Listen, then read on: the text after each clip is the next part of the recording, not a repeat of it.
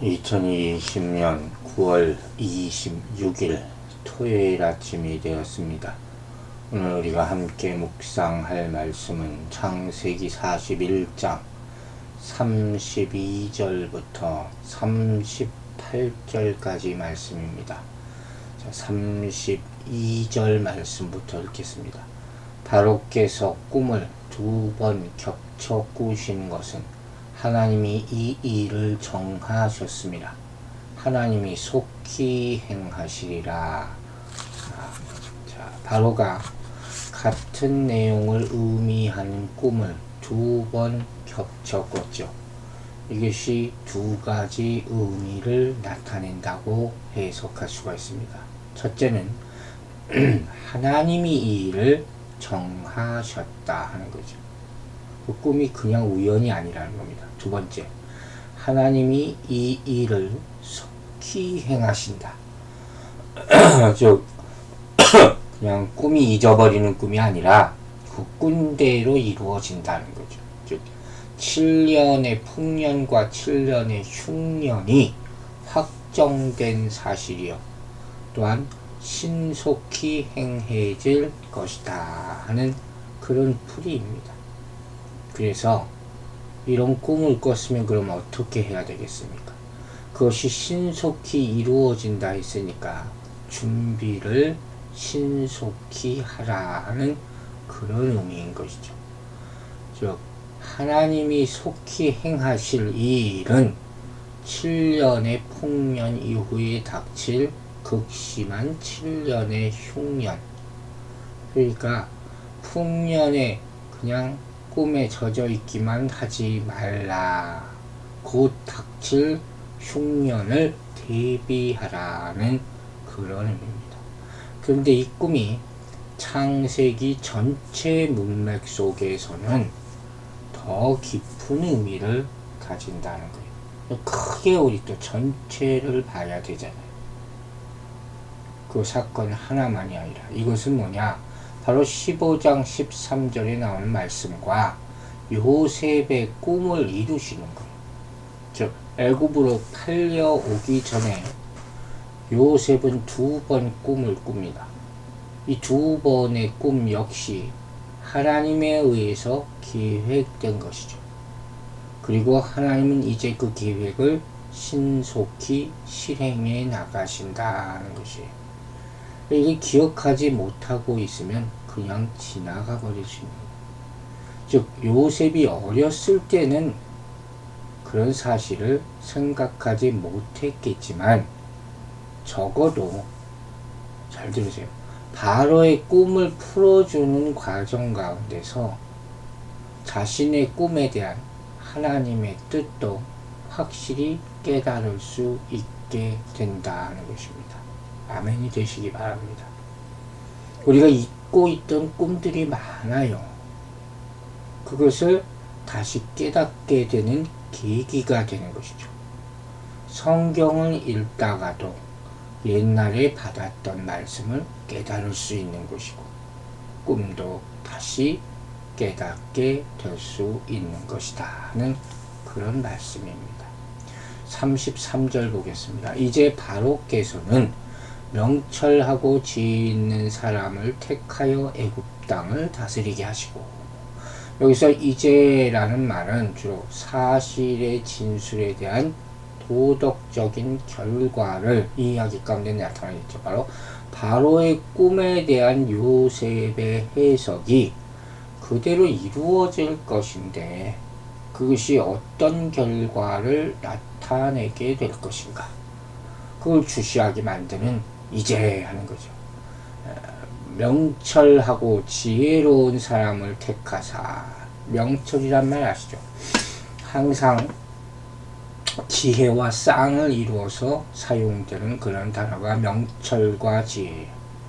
훌륭한 지도자에게 요구되는 가장 중요한 자질이라고 할 수가 있습니다.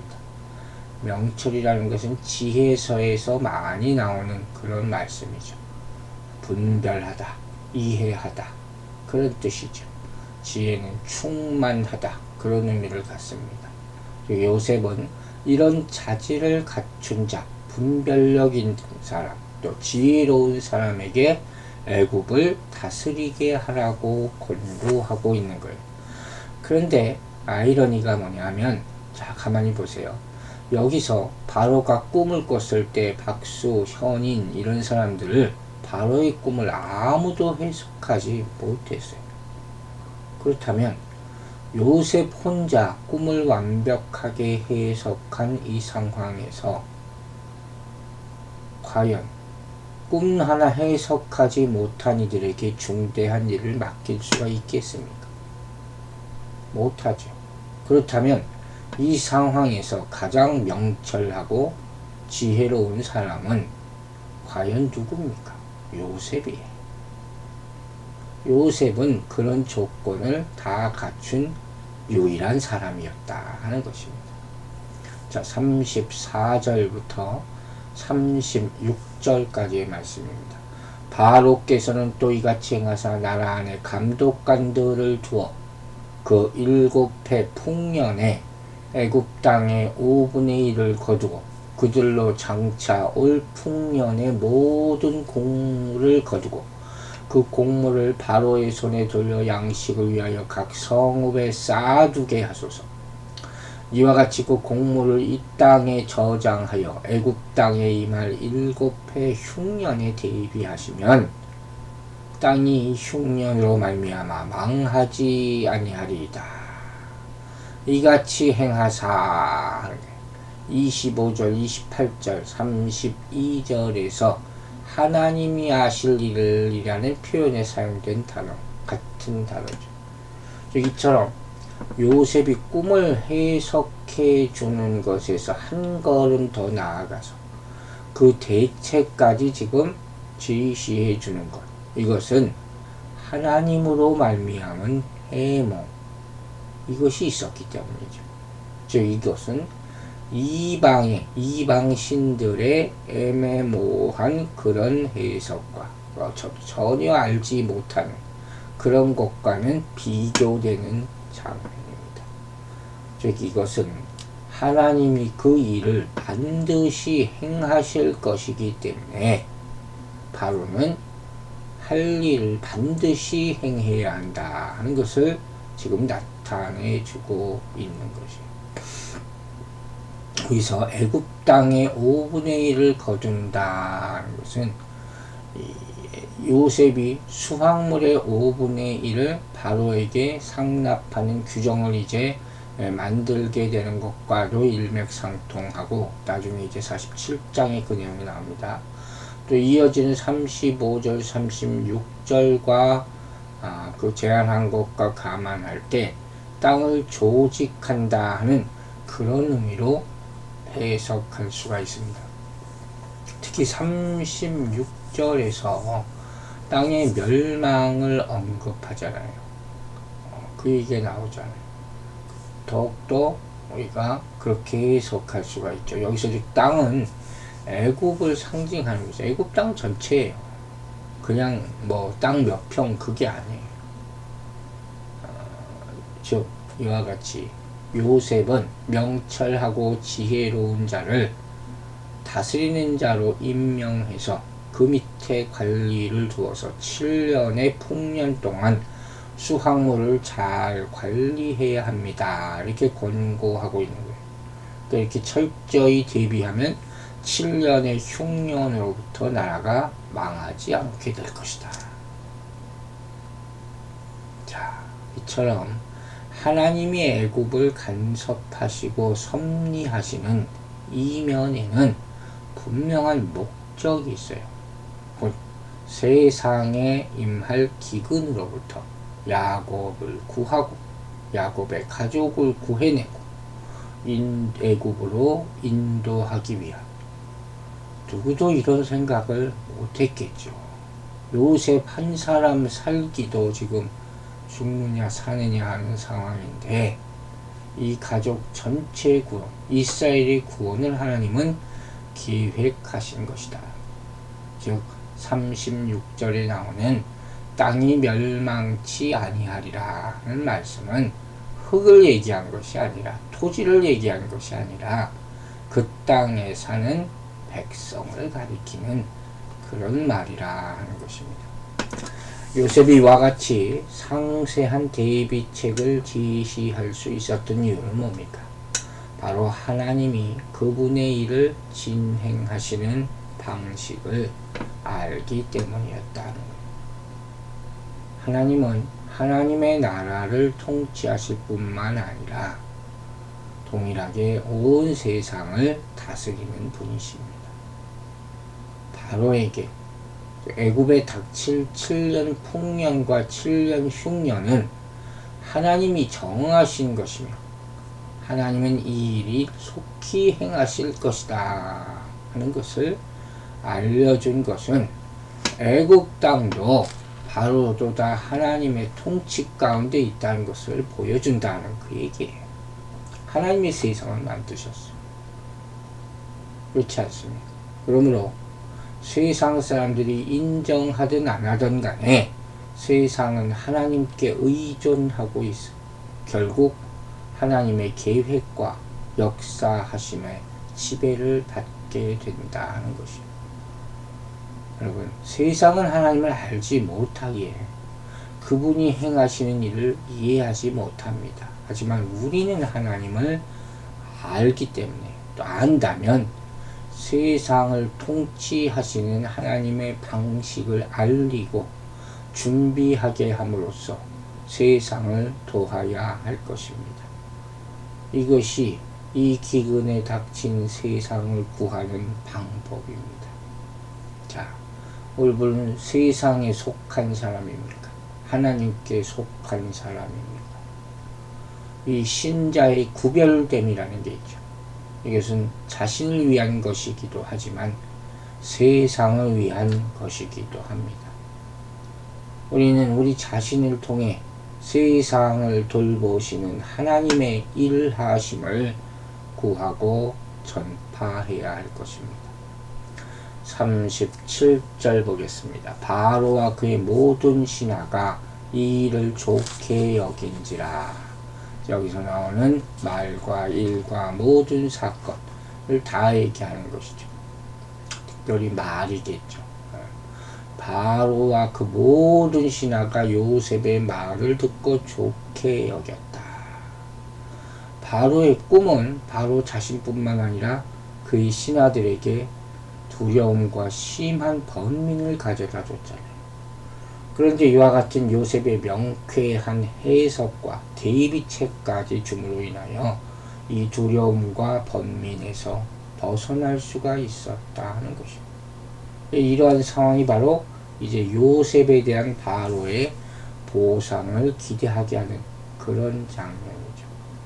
즉 요셉이 당시 모든 사람들의 존경을 받았던 술객과 박사들도 할 수 없었던 꿈의 해석뿐만 아니라 애굽 사람들을 멸망에서 벗어날 수 있는 방도까지 알려준 것이에요. 38절 보겠습니다. 바로가 그의 신하들에게 이르되 이와 같이 하나님의 영에 감동된 사람을 우리가 어찌 찾을 수 있으리요 하고. 자, 이 참 바로가 요셉을 뭐라고 부릅니까? 하나님의 영에 감동된 사람. 하나님의 영이란 단어는 창세기 1장 2절에서 하나님의 영이 수면에 운행하시다. 그때 나오는 거예요. 창조 시점에 처음 나오는 말이에요. 그리고 여기 두 번째 나타나요. 그렇게 참 어마어마한 단어를 요셉에게 사용했어요. 하나님의 영만이 하나님의 뜻을 온전케 깨닫게 하심을 알려주는 것이죠. 성령이죠. 이 용어가 사람에게 적용되면 그 사람은 명철과 지혜가 있는 자로 여기게 되는 것이죠. 이세의 줄기에 난 자. 다니엘 5장 14절에 이렇게 나왔죠. 또 기드온, 사사기 6장을 보면 또 삼손에 대한 이야기, 또 사울에 대한 이야기, 또 다윗에도 적용된 단어가 바로 하나님의 영이 있는 사람. 굉장한 말이죠. 이 하나님의 영에 감동됐다는 것은 문자적으로는 신의 영이 그 안에 있다는 그런 뜻이에요. 요셉과 바로의 대화 가운데 엘로힘, 우리가 많이 들었던 창세기 전반부에서 들었던 이게 하나님으로 번역된 것이거든요. 그러니까 이게 꼭 여호와 하나님이다. 여기서는 꼭 그런 뜻이라고 100% 해석하기가 좀 어렵습니다. 즉 고대 근동인들도 이런 단어를 쓰는데 그 사람들이 생각하는 엘로힘은 이스라엘이 믿는 여호와와는 틀린 거죠. 그들의 신, 그러니까 바로가 말한 일반적인 의미의 신이라고 할 수 있죠. 하나님에 대해서 그들이 잘 알지 못하니까. 요셉이 신의 영이 그 안에 있는 사람이고 지혜자로 불렸다. 이렇게 보는 것이죠. 이 말은 하나님이 창세기 20장 7절에서 아브라함을 선지자로 부르신 것, 이것과도 비교해 볼 수가 있어요. 어떻게 하나님이 아브라함을 선지자로 불렀죠? 이 선지자 됨은 그의 기도 그리고 하나님의 응답으로 분명하게 드러난다 하는 거죠. 마찬가지로 요셉의 지혜자 됨은 하나님의 영이 그 안에 있어서 꿈을 해석하게 하는 능력으로 나타나게 되는 것이죠.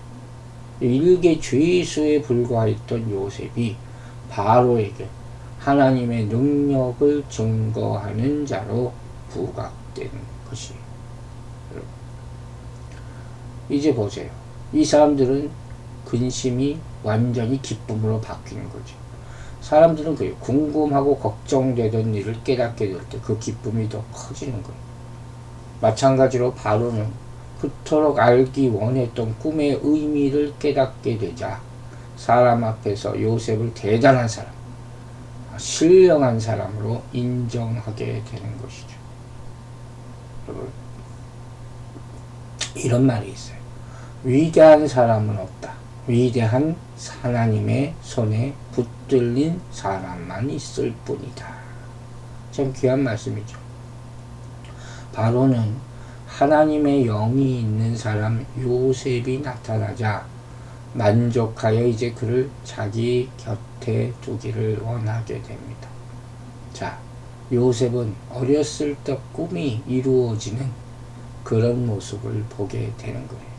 이런 방법인지는 몰랐겠죠. 하지만 이제 그때가 왔습니다.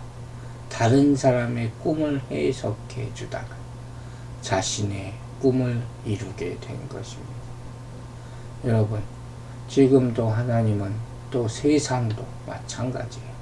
하나님의 꿈에 하나님의 영에 감동된 사람을 찾고 있습니다.